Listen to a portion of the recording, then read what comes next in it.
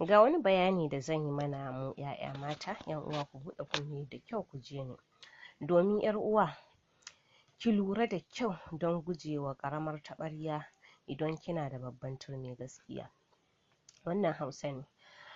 Ga wasu daga cikin alamomin da zaki gane namiji mai babban azzakari ne, wato mai babban gaba kenan, wanda zai biya miki buƙata yadda kike so 'yar uwa.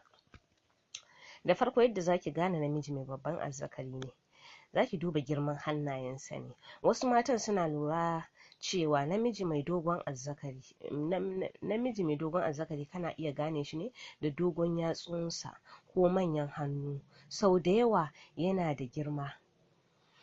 da girman azzakari fiye da matsakaici gaskiya. Idan har kika lura zaka ga wani zubin mace ta ƙura wa namiji ido, to ba komai take dubawa a jikin shi ba, sai dai ta ga yatsunsa manya ne ko kuma ƙanana ne. Saboda idan ƙanana ne ta sa a ranta daman ƙaramin azzakari ne da shi, ba babban azzakari ba, wanda ba zai iya biya mata buƙatar ta ba.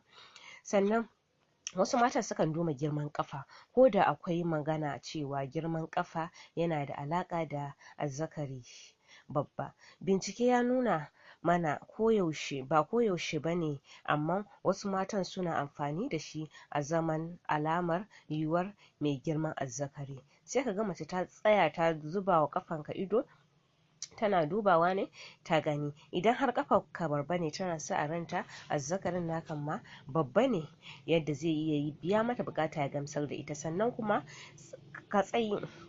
tsayin jikin namiji.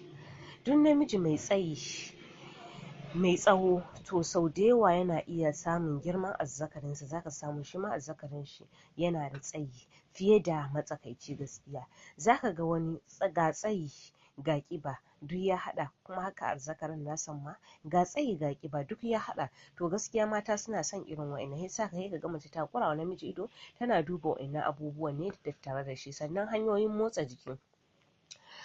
motsa jikin namiji da tsokoki masu kyau da ƙarfi na iya nuna lafiyar jiki da kuzari, wanda wasu ke dangantawa da girman azzakari. Kyakkyawan nauyi da ƙugu. Namiji mai ƙiba kaɗan a ƙugu sau da yawa yana nuna azzakarin shi yana da girma sosai, yayin da kitse a ƙugun kansa azzakarin ya bayyana ƙarami fiye da na ainihin san gaskiya. Ƙarfin jini da kuzari. Namiji mai kuzari, ƙarfin jiki da lafiyar zuciya yana iya nuna girman azzakari a yanayi na jima'i gaskiya.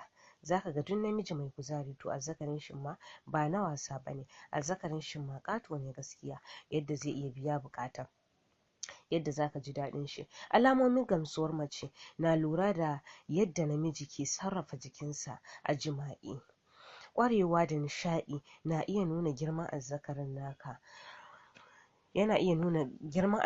naka. Yawan motsi ko ƙarfin kafaɗa. Namiji mai ƙarfin kafaɗa da tsoka yana nuna alamar jiki mai lafiya da kuzari, wanda wasu ke dangantawa da girman azzakarin nashi.